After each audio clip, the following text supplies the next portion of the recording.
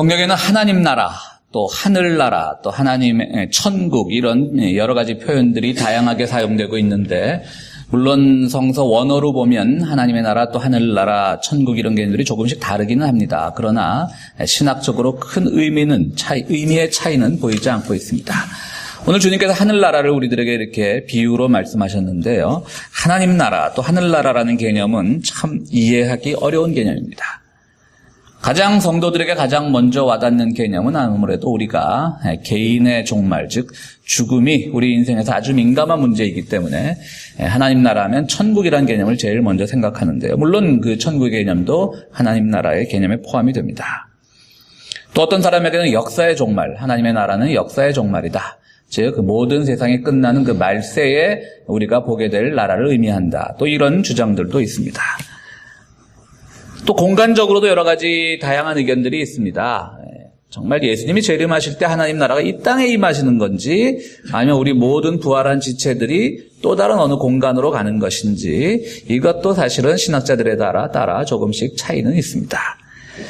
이렇게 차이가 있는 이유는 그만큼 그 나라는 신비하다라고 하는 뜻입니다. 우리가 설명이 되면 하나님 나라가 쉽게 이해가 되면 하나님 나라가 아니겠죠. 그것은 신비한 공간이고 하나님만이 설명하실 수 있는, 우리는 그냥 보이지 않는 나라를 소망할 수밖에 없는 그런 나라라고 하는 것입니다.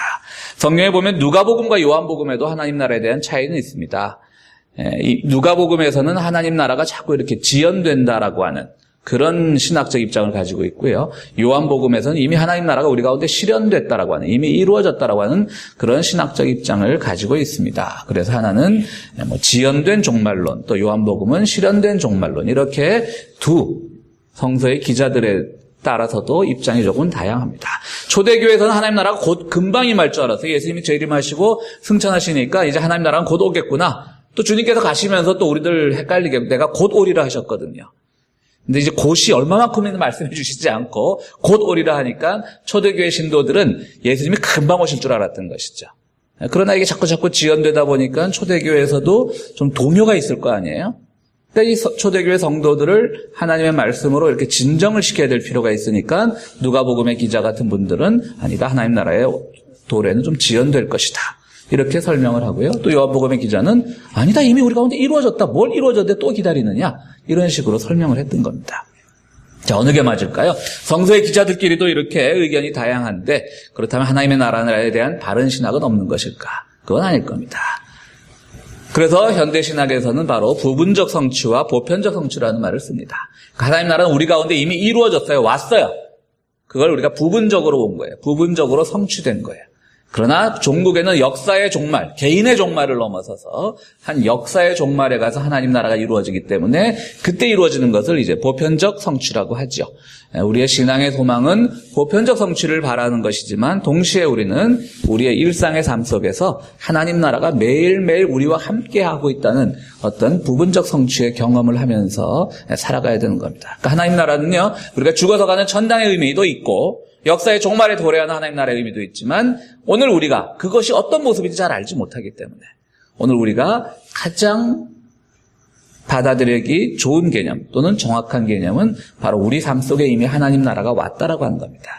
우리는 그 하나님 나라의 일부를 이미 경험하고 있는 것이고 그것의 성취에 동참하고 있다라고 하는 것이 바른 신학적인 입장입니다.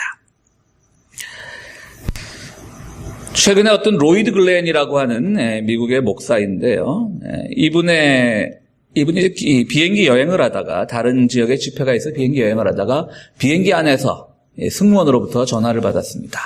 그러니까 급한 전화겠죠. 우리가 비행기 타고 알듯이 스마트폰은 터지지 않잖아요. 핸드폰은 터지지 않습니다. 그래서 승무원이 로이드 글렌 목사님 계십니까? 라고 막 다급하게 찾습니다. 전화를 받아보니까 3살짜리 아이가 자기 집에서 놀다가 누구의 실수인지 몰라도 그라지 문이 닫히면서 목이 눌려가지고 거의 사망 직전까지 갔던 겁니다. 비행기는 돌릴 수 없는 거고 다음 기착지에 내려서 급하게 집으로 돌아가는 비행기를 타고 왔을 때 아이는 이미 거의 죽었다라고 하는 판정을 다 받았을 때였습니다. 근데 기적적으로 이 로이드 글렌 목사의 3살짜리 아이가 깨어났습니다. 의사들도 놀랄 만큼 기적적인 일로 깨어났는데 더 신비한 일은 이 아이가 죽은 것이 아니라 그동안 천국을 경험하고 왔다. 아마 천국 간증 중에 가장 최연소 간증이 아닌가 싶어요. 3살짜리가 천국을 경험하고 왔다. 그래서 이제 굉장히 유명해졌습니다. 이 꼬마 이야기가. 사실은 그 천국 경험을 한 사람들이 많이 있습니다. 그런데 이건 의학적으로는요, 임사체험 또는 근사체험이라고 합니다. 그러니까 죽음에 임했을 때 하는 체험 또는 죽음에 가까이 갔을 때 하는 체험. 그러니까 영어로 하면 near death experience. 그러니까 죽음에 거의 죽음에 완전히 죽었다 살아난 건 아닌 거죠, 사실. 의학적으로는 그렇게 보였을 수 있겠지만.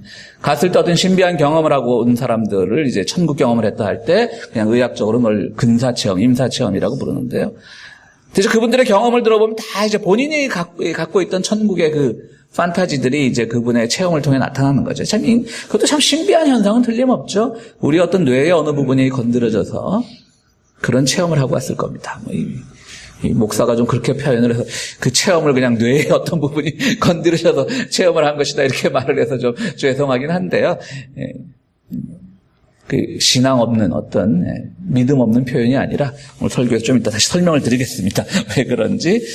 근데 이제 그런 경우는 우리가 몇 번 간증이 있었는데 이 3살짜리 꼬마가 한 30살 됐다, 한 50세 됐다 하면 그 사람이 그동안 예수 잘 믿으면서 자기가 쌓았던 천국의 이미지, 하나님 나라의 이미지가 있으니까 그것이 죽음의 순간에 어떤 경험될 수 있다는 건 우리가 이해할 수 있는데 3살짜리 꼬마의 경험의 양이 얼마나 되겠어요?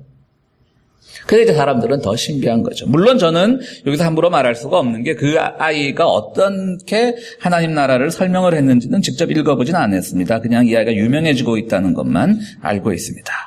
여러분 어떤 것입니까? 여러분들은 이 아이의 경험을 믿고 싶으십니까?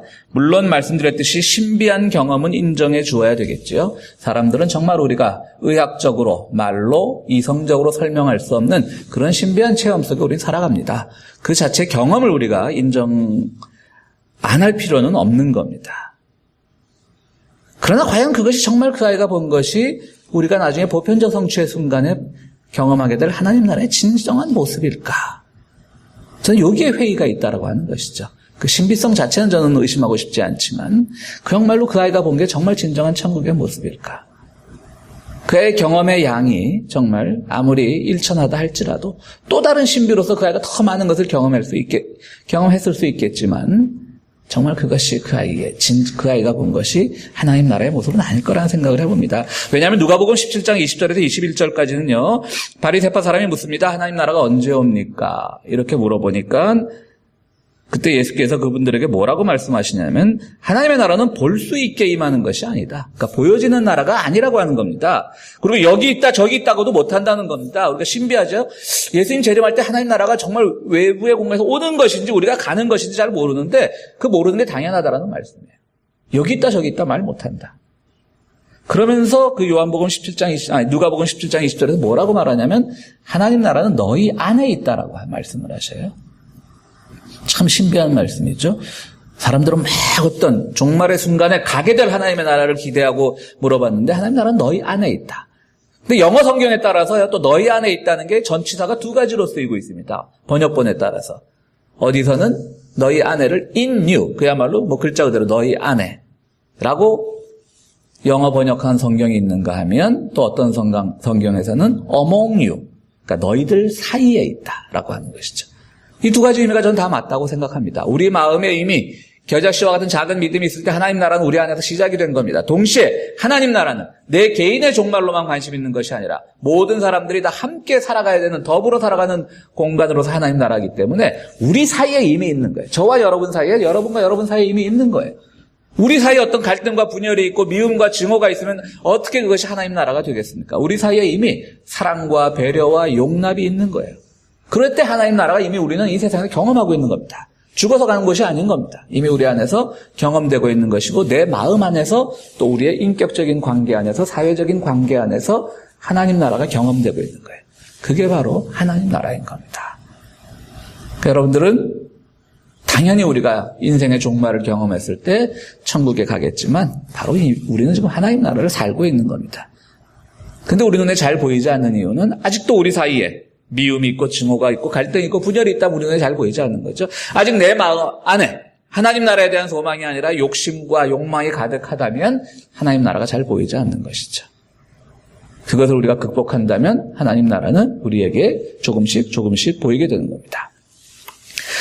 오늘 마태복음 말씀에서 우리 주님께서 하늘나라, 하나님 나라를 이렇게 비유합니다. 조그만 겨자씨에 비유를 합니다. 정말 이렇게 조그만 겨자씨처럼 하나님의 나라는 매우 작아서 그것이 겨자씨를 심은 데 이게 막 풀이 되고 나무가 되더니 나중에 커가지고 그 안에 새들도 깃들인다라고 하는 그런 비유로서 하나님 나라를 하게 됩니다. 또 두 번째는 누룩의 비유를 하게 돼요. 누룩이라고 하는 것, 정말 우리가 빵을 구울 때 이스트, 조그만 걸 넣어서 이렇게 부풀리게 하는 그 누룩의 비유를 하는 겁니다.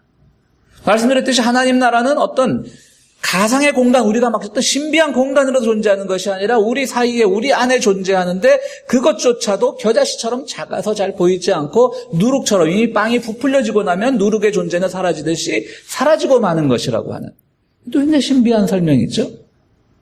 우리 안에 하나님 나라가 있고 우리 사이에 하나님 나라가 있는데 그것이라도 좀 제대로 보이면 좋겠는데 그것도 겨자씨처럼 아주 작은 것이고 또 누룩처럼 빵이 완성되면 사라져버리는 것이라고 하는 그런 신비한 말씀을 하고 있는데요. 자, 그렇다면 어떤 개인의 종말이나 역사의 종말에서 경험하는 하나님 나라가 아니라 우리 삶 속에서 매일매일 우리가 하나님 나라를 우리 안에 이루고 살아가려면 어떠한 믿음의 자세를 가지고 살아가야 될까? 첫 번째로 오늘 주님의 말씀을 통해서 우리가 배울 수 있는 것은 하나님 나라는 작은 것, 잘 보이지 않는 것에서 발견된다라고 하는 겁니다. 겨자씨 신앙이 왜 중요하냐면요. 잘 보이지 않기 때문에 그런 거예요.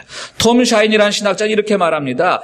겨자씨 신앙과 맥세상이란 두 가지 용어를 비교를 합니다. 겨자씨 신앙은 아주 작은 거고요. 맥세상은 뭐냐면 이분이 만든 신조어인데요. 맥도날드 할 때 그 맥하고 세상이란 말을 합쳐서 맥세상이라고 하는 거예요. 그러니까 실제로 이 세상을 변화시킨 건 우리 아주 소박하고 작은 신앙이에요. 작은데 감사하는 마음이에요. 그 안에 이미 하나님 나라는 이루어진 거예요. 우리는 너무 하나님 나라는 천당의 개념만 생각하는데 그게 아니라 지금 내가 이 작은 순수한 믿음을 가지고 살아가고 작은 데서 감사하며 정말 겨자씨처럼 작은 데서 감사한 마음을 가지고 살아간다면 하나님 나라가 우리 안에 있는 거예요, 이미. 그럼 맥세상은 뭐냐? 규격화된 세상이라는 것이죠.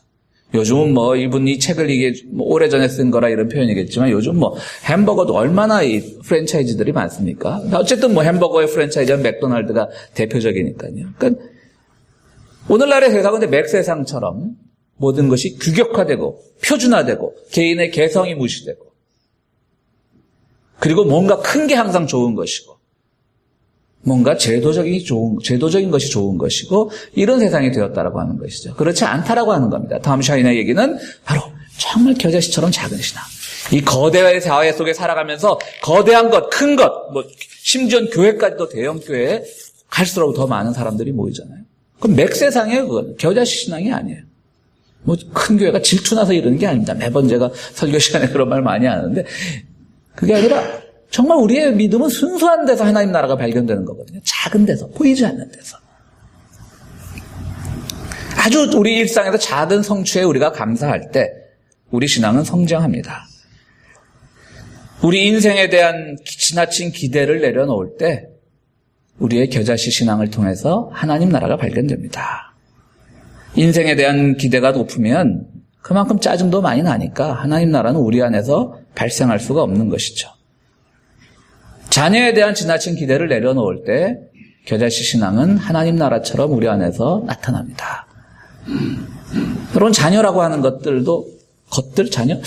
자녀라고 하는 존재도 우리의 기대에 참 가장 우리가 가족 공동체에서 우리의 기대를 투사하기 쉬운 가장 손쉬운 대상이잖아요. 말해도 잘 듣고 다 너 위해서 하는 거다 그러면 뭔가 우리가 설득력도 있는 것 같고 그렇지만 자녀에 대한 기대가 과도하면 그것 때문에 또 하나님 나라는커녕 지옥 같은 삶을 살아가는 사람들이 우리나라 주변에서 얼마나 많이 봅니까?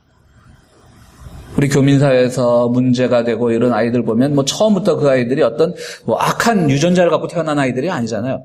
다들 그 부모들이 얘가 참 어릴 때 착했는데 어릴 때 공부 정말 잘했는데 근데 어느 아이들이 그런 아이들이 한순간 약을 경험하게 되고 그릇된 길로 가게 되고 다 부모의 기대가 지나치게 높으니까 아이들이 그걸 막 못 이겨가지고 그런 거예요.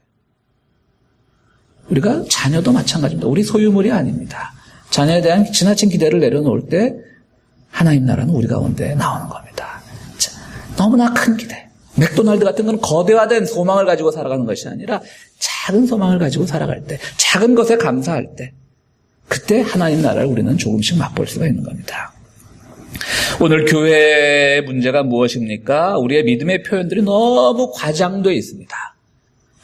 뭔가 우리가 끊임없이 우리의 말로 뭔가 신앙적인 용어를 섞어서 말해야만 우리의 신앙이 제대로 된 것처럼 인정받는 그런 세상인데요. 그거는 믿음이 아니라고 하는 거죠. 하나님 나라는 보이지 않고 작은 데서 출발하는데 우리 너무나 자기 요면한 것도 막 크게 과장해서 설명하려는 그런 믿음의 습성들이 있어요. 작은 데서 감사할 때는요, 그 감사의 표현도 굉장히 소박해야 됩니다. 때로 난 이런 것들 때문에 감사했어라고 하는 것들이 그런 것들을 누리지 못한 사람들에게 상처가 될 수도 있어요.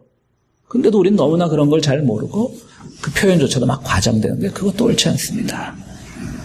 또 이 신앙 간증 같은 것들도 들어보면 전부 성공 위주의 신앙 간증이죠. 내가 이래서 정말 하나님께 기도하니까 우리 회사가 날로 번창했습니다. 오늘날 수많은 중소기업들이 무너지고 있는데 그럼 그분들은 다 하나님의 저주를 받은 겁니까? 아니지 않습니까? 물론 그들의 인생에서 성공을 경험했을 때 하나님께 감사를 표현하는 건 좋겠죠. 그러나 반드시 여기에만 하나님의 나라가 있다는 건 아니라는 것을 우리가 알아야 되는 겁니다. 여러분들의 삶 속에서 삶의 작은 변화에서 하나님 나라가 발견됩니다. 너무 높은 데서, 큰 데서, 화려한 데서, 규격화된 데서, 남들이 그렇다라고 말하는 데서 하나님 나라를 찾을 것이 아니라 여러분들 안에서, 그리고 나와 이웃들 사이에서 하나님 나라를 발견해 나갈 때 그때 진정으로 우리는 하나님의 은총을 경험할 수 있게 되는 겁니다. 두 번째로 하늘나라는 공존하는 삶을 뜻합니다. 그러니까 더불어 사는 삶이라고 하는 것이죠. 오늘 우리 주님께서도 비유하시기를 겨자씨는 작은데 이걸 심으니까 나중에 나무가 커져가지고 거기 와서 새들이 깃들인다라는 그런 표현을 씁니다. 정말 그 안에서 새들도 쉬어갈 수 있는 그런 믿음이라고 하는 것이죠. 심지어는요, 오늘 우리가 읽은 본문에는 포함되어 있지 않지만 그전에는 주님께서 밀과 가라지의 비유를 하셔요. 농부가 보니까 내가 밀만 잘 성장하길 바라는데 가라지가 있어요. 그래서 뽑으려고 하니까 뽑지 말라는 것이죠. 다 나중에 종말의 때 다 주님께서 정말 이것이 가라지 같은 잘못된 존재이 다 주님께서 심판해 주시니까 그냥 우리 주변에 악한 사람이 있어도 같이 더불어 살아가는 훈련도 해봐라. 그 안에서 반면교사로서 내가 저 사람처럼 악하면 안 되겠구나. 그리고 저 사람은 겉으로는 악하지만 속은 순수할 수 있는데 나는 겉으로는 선하지만 혹시 내 속에 악한 것은 없는지 이렇게 우리가 돌아볼 수도 있는 거고요. 어떤 분이 그랬다 그래요. 어떤 분이 그 부모의 반대에도 불구하고 혼자서 예수를 믿으면서 혼자 이제 신학교를 갔어요. 그러니까 부모의 커서 막 좋은 대학 나왔는데 이 예수 안 믿는 집에서는 아이가 공부 잘하는데 신학교 간다고 굉장히 실망하거든요. 그건 공부 못하는 사람들이 나가는 데라는 개념이 있어가지고. 근데 이 아이가 공부를 너무 잘해서 신학교를 가니까 이제 아버지랑 갈등이 심했어요. 그래도 워낙 신실하게 잘 신학 공부도 잘하고 하니까 이제 아버지랑 관계가 조금씩 회복이 됐는데 하루는 아버지가 이런 말을 하더래요. 너 우리 동네 누구 알지? 그래서 예, 압니다. 그랬더니 그 사람은 교회 다니는데도 사람은 괜찮더라. 무슨 말씀인지 아시겠어요? 그 사람은 교회 다니는데도 사람이 괜찮더라. 그러니까 그 아버지의 인상에는 교회 다니는 인간들은 다 나쁜 인간인 거예요. 그런데 그 사람은 교회 다니는데도 사람은 괜찮더라. 라고 하는 것이 이제 신학을 한 아들에 대한 최대의 인정이었던 거예요. 내가 그동안 너무 너의 신학 공부하는 길을 내가 너무 방해했구나. 근데 보니까 교회 다니는 사람 치고 중에서도 괜찮은 사람이 있더라라고 하는 거죠. 오늘 우리가 더불어 사는 세상에서 우리는 물론 바른 믿음, 바른 신앙, 또 바른 가치관을 가지고 살아야 되겠지만 우리 마음에도 얼마든지 욕망이 있을 수 있는 거예요. 그리고 나는 아무리 옳다고 그래도 세상 사람들 눈에 보기에 우리 크리스찬들이 다 이상하게 보이고 있는 시절도 우리가 살고 있잖아요. 그나마 우리 최대의 칭찬이 뭐냐면 교회 다니지만 우리는 괜찮은 사람이 돼야 되겠다. 우리 평화의 교회, 기독교인에도 불구하고 괜찮은 사람이 될 수 있는 교인. 그것이 우리의 소망이 되는 우리 서글픈 세상에 살고 있지만 또 현실이기도 한 겁니다. 자, 하늘나라는 공존하는 삶입니다. 때로는 욕망은 가득한 우리의 마음 속에서 밀과 가라지를 우리가 같이 재배하고 있지는 않은지, 세상 속에서 정말 우리는 이웃과 더불어 살 준비가 되어 있는지. 그래도 주님께서 하나님 나라는 너희 사이에 있다라고 말한 거예요. among you라고 말씀을 하신 거예요. 설교 앞에서 그 3살짜리가 천국에 갔다 왔다는 그 간증 말씀을 드렸는데요. 그 아이의 경험이 사실일 수도 있어요. 근데 뭐가 잘못됐을까요? 3살짜리가 천국에 갔다 왔다 그 경험, 신비한 경험 사실일 수도 있지만 이 미국에서 백인 목사의 3살짜리 아들이 그라지 문에 깔려서 죽다 살아나는 그 과정에서 천국을 경험했다라고 하는 것이 하나님 나라의 진정한 모습과 같아질 수 없는 이유는 바로 그 순간 중동에서는 백인이 아닌 3살짜리 팔레스타인 애들이 이스라엘의 공격에 의해서 무참히 죽어가고 있는 이 현실에서 이 3살짜리의 인생의 차이가 이렇게 크다면 그것은 그 아이에 보여진 모습은 천국이 아니라고 하는 것이죠. 아무리 그 경험이 신비한다 할지라도 더불어 살아가는 세상에서 누구는 이 강대국 속에서 정말 그 아이, 그 가정에 처한 가장 큰 공포와 위협과 비극이 아이가 자동 그라지 문에 목이 눌려서 죽을 뻔하다 살아난 일이지만 동시에 한쪽 땅에서는 무차별 폭격에 의해서 수많은 아이들이 잃어가는 이 현실 속에서 하나님이 우리 공존 속에서 더불어 살아가는 세상 속에서 무엇을 요구하시는 음성을 듣는 것이 먼저 필요한 것이지 나의 신비적 경험이 과장되는 것은 결코 바른 하나님 나라의 신앙이 아니라고 하는 것이죠. 그래서 하나님 나라는 더불어 살아가는 겁니다. 그러니까 여러분들이 이미 하나님 나라를 경험하고 싶으시면요, 그 안에 더불어 살아가는 삶을 경험하시면 돼요. 미운 사람도 용서할 수 있어야 되고요. 더불어 살아간다는 뜻은 뭐냐면요, 그냥 내가 좋은 사람들끼리만 이렇게 살아간다는 뜻이 아닙니다. 미운 사람들도 용서할 수 있어야 되고 그 사람들의 모습을 통해서 나의 모습도 반추해 볼 수 있는 것. 그것이 하나님 나라를 보는 모습입니다. 세 번째로 하나님 나라는 바로 자신에 대한 성찰의 삶을 의미합니다. 정말 내가 밀과 같은 삶을 살고 있는 건지 아니면 진정한 종말의 때 가라지처럼 뽑혀질 삶을 살고 있는지 늘 자신을 돌아보면서 살아가는 그 성찰의 삶이 매우 중요합니다. 늘 그 성찰의 삶 속에서 매일매일 죽는 삶, 또 매일매일 하나님 앞에서 무릎 꿇는 삶을 살아갈 때 하나님의 나라는 우리들에게 다가오는 것입니다. 말씀드렸듯이 많은 사람들이 천국에 대한 경험을 얘기합니다. 하나님 나라의 경험을 이야기합니다. 아주 오래전에 한 30년 전쯤에 펄 시콜레라고 하는 사람이 내가 본 천국이란 책을 써가지고요. 그때 한국 기독교 서점에서 엄청나게 많은 판매 부수를 올린 베스트셀러가 된 적이 있습니다. 이분은 어디 목사인데요. 자기가 본 천국이래요. 근데 그분의 생각에 본 증언에 따르면 이분은 공간적으로도 이렇게 딱 정리를 해놨어요. 천국의 크기가 지구의 20배랍니다. 참 신비하죠. 얼만큼 신비하게 경험을 했으면 그 며칠 동안 경험 속에서 다 재고 왔나요? 여러분들 지구의 크기가 얼마인지 아세요? 부피가 20배랍니다. 예수님의 키는 6피트 정도 된답니다. 전형적인 백인의 키죠. 예수님의 얼마 전에 디스커버리 채널인가 어디서 보니까 예수님이 그 당시 2000년 전에 중동의 평균 키가 150cm 정도였다고 합니다. 또 오늘날 우리가 보는 예수님의 모습은 뭐예요? 멋있잖아요. 그죠? 금발에 쫙 이까지 내리고 코 어떡하고. 그 예수님 아닙니다, 여러분. 그냥 그림입니다, 그거는. 근데 이분이 본 건 예수님 6피트, 180cm. 전형적인 백인의 중간 키죠. 예수님 아니죠. 잘못 보고 온 겁니다. 내가 본 천국이 아니라 내가 본 환상, 망상 이렇게 되는 거죠. 천국에 가보니까 벌시콜레 말도 화장실도 다 황금으로 되어 있답니다. 여러분 정말 순금으로 된 변기에서 용변 보고 싶으세요? 아마 겁이 나서 못 앉을 겁니다. 근데 말씀드렸듯이 이분의 경험도 신비한 경험일 수 있어요. 책을 쓸 정도면 설마 자기 환상 속에서 쓰지는 않았겠죠.